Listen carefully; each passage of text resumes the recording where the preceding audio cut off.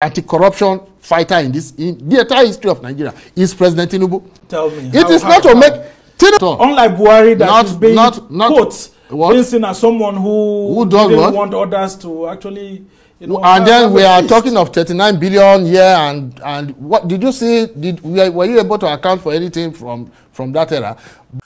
See, the issue of Betta Edu, this particular lady, the lady they said the Minister of Humanitarian, who embezzled over 3 billion naira. Wow. Let's say some people know how. Anyway, let me not talk about it. Let's watch this video together. We'll be right back to do some exegesis to it.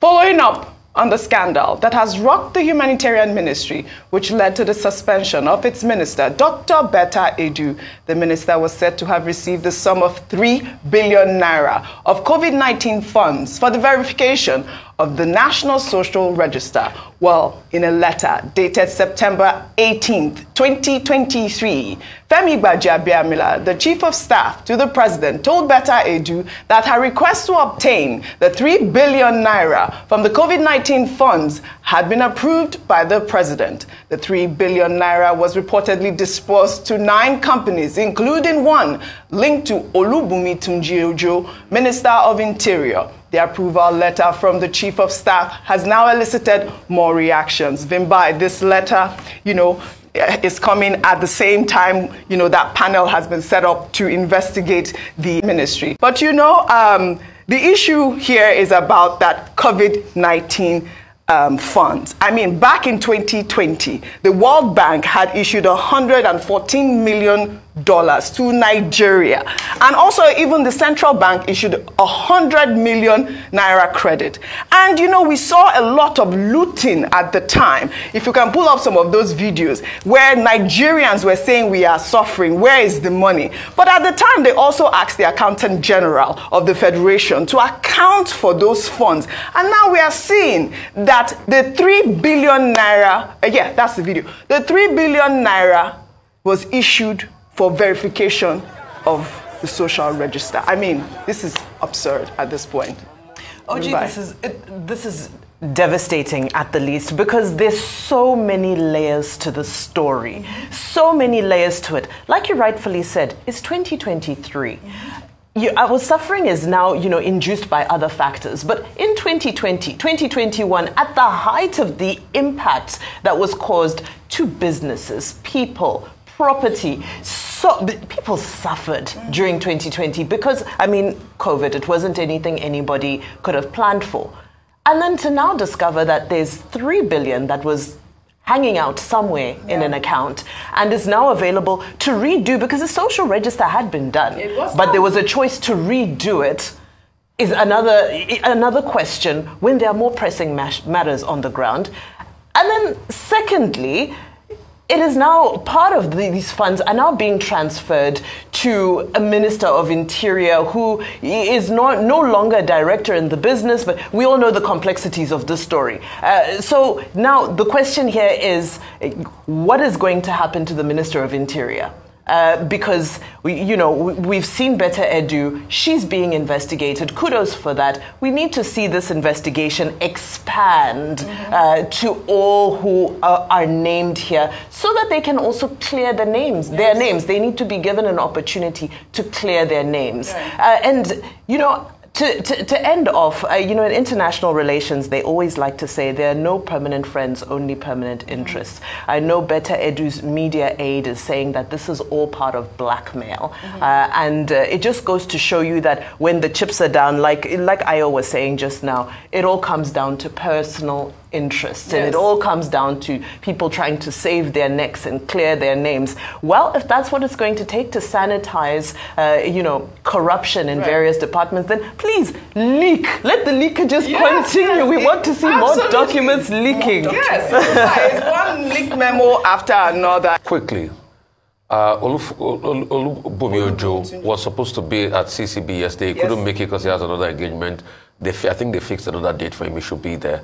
Also, the Chief of Staff, Mr. Gbajabiamila, should be able to make more explanation as regards this COVID-19. You see, these are part of the thing. When Buhari was saying we should forgive him, do you know most of these monies were printed? They were not monies we had. They were the monies CBN printed. That's part of the things causing inflation in the country today. and you see the way they squandered it, humanitarian ministry, all sorts of.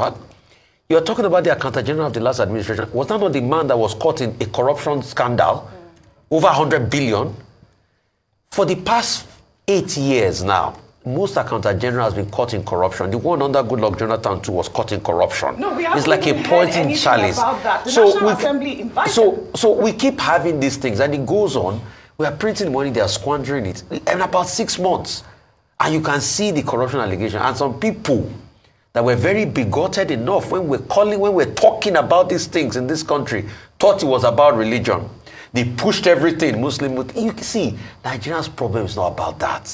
It's about leaders having the heart to do well for the people. And the problem is, we don't have checks and balances in place that make the leader have the heart for the people. Yeah. You can see when Lagosians were protesting, no palliative for them to eat.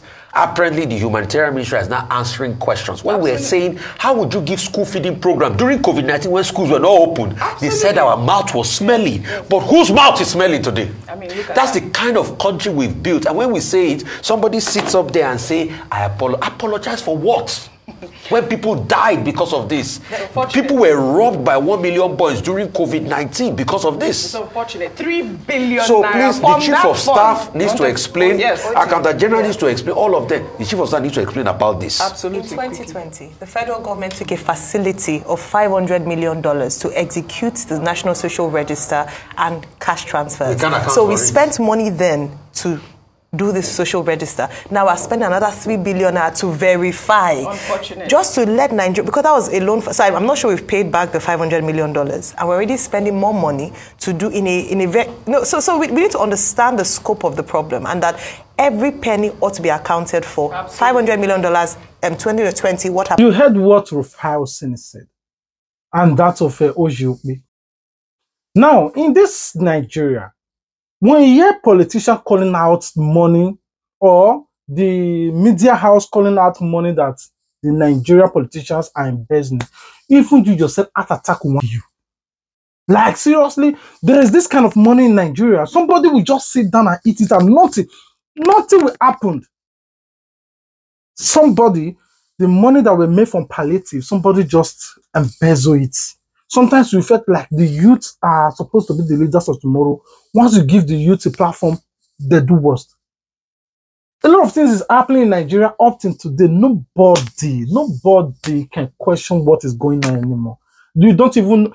The problem is that governance is the biggest issue. If you further investigate these issues, you will even know that there are a lot of people behind this money that this lady embezzled. Even your past president, which is Buhari, is also involved in all of this. President Tinubu gave her the job because he made a judgment call that she would fit into that ministry. Now I'm not going to pass judgment on her, but the optics are really disgusting. That is just the bitter truth. You know, it seems some people are taking our president for granted. And I think that is because they've only, so far, they've seen the dove side of Bola Tinubu, the carrot side of Bola Tinubu. Now they are about to see the lion side. You think the so? Stick side. Because when I talk to some APC people, they tell me that President Tinubu, the reason why a lot of your party members wanted him to get the APC ticket and win is because it's a chop person. Ooh, my president? No, not at all. Unlike Buhari, that is being being seen as someone who didn't want others to actually. You know, and then we are talking of 39 billion and what did you see? Were you able to account for anything from that era? But do you know the number one anti-corruption fighter in the entire history of Nigeria is President Tinubu? Tell me. It is not to make Tinubu even starts it from an infrastructural, an architectural standpoint. He first of all starts blocking leakages. People, unbeknownst to a lot of Nigerians, they don't even know what our president has been doing. Well, that's why you're here. Yes, blocking, blocking knowledge, leakages in the government. You know, strengthening institutions, strengthening accountability. That is what he did in Lagos.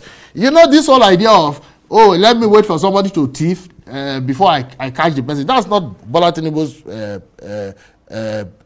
preference. His first preference is, I will prevent you from being able to steal in the first place. Then if whatsoever you succeed in passing through a crack to steal, well, too bad for you, because I will pounce on you. President Tinubu, do you know where that ridiculous narrative came from? It came from Tinubu's generosity.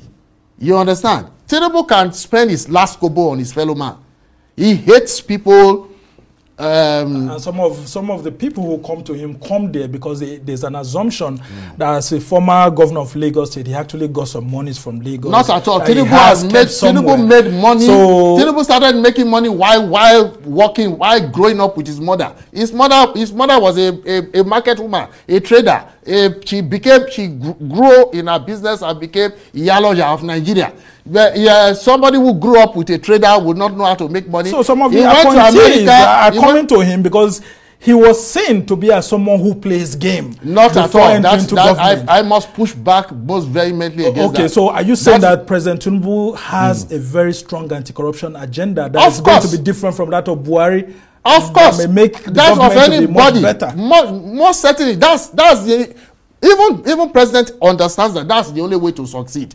The problem now is that there are lots of people, even as present government, which is under Tinubu, that is already doing worse. They are just the minister of nothing. The minister of this, minister of that, they do nothing. There is always money allocated to their office, but they share it for no reason. But my question to every one of them is that, upon all this money, what are you using this money for?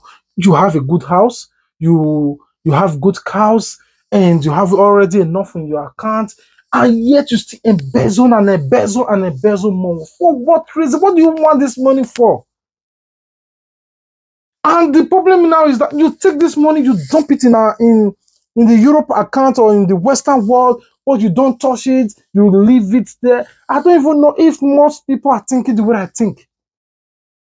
You have money. What are you using? It's just like somebody like Dangote, a greedy businessman, monopoly. Like, only you want to become the richest man in Africa, the richest man in Nigeria, the richest. Now, nobody can afford your food. Nobody can buy a bag of Smith anymore. When Boa Smith came out, you have to go and quickly look for a way to shut it down. You just want to remain on top. You don't want any competitor. You just want money and more money and more money. Just the title. You are rich. You can't eat this. When you died, this money they will not bury you with this money. What's going on in Nigeria system? A governor will be voted for 8 years in power, doing nothing. Just sit there, eat, nothing. They will not tie road, they will not renovate, they will not construct, they will do nothing. I don't know. This pains me. Anyway, the way I'm talking, it really pains me so much that the insecurity in the country, they know what to do. They will not do nothing. Next 4 years, once they want to rerun, you see them running towards the streets, trying to act again as if they care. You will not ask, where are these people for the past 4 years? You will not see them. Now that they want to recontest, you see them trying to go to school to go and eat corn with the poor people, strange strategies for the past 16 years, and yet all of you will still fall for it. Same strategies since 1999. Anyway, this is one going to be ending the video. Until we meet again, stay tuned, Plan B TV. Please comment your thoughts. What do you think about this lady, Betta Edu? And we'll meet again in our next video. Peace out.